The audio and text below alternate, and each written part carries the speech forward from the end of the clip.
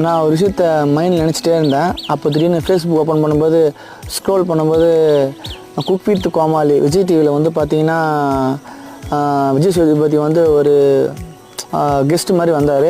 அதில் ஒரு விஷயம் சொன்னார்.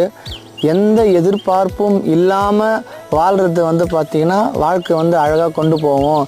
எதிர்பார்ப்போடு வாழ்ந்தால் அந்த கணத்தை வந்து நம்ம தலைமையில் தூக்கி சுமந்து கொண்டு போகும்போது வாழ்க்கையை வந்து அழகான ரசனையை தராது.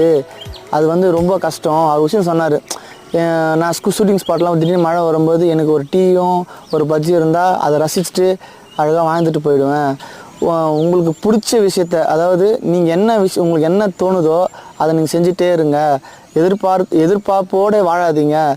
அது வந்து லைஃப்பை ரொம்ப கஷ்டப்படுத்தும் அப்படின்னு சொன்னார். எனக்கு அந்த விஷயம் ரொம்ப பிடிச்சிருந்தது. நான் கரெக்டாக அந்த டைம் யோசிச்சிருக்கும்போது அந்த வேர்டு சொன்னார். என்னை ரொம்ப அதை அட்ராக்ஷன் பண்ணிச்சு. இது உங்களுக்கு பிடிச்சிருந்தா லைக் பண்ணுங்கள், ஷேர் பண்ணுங்கள்.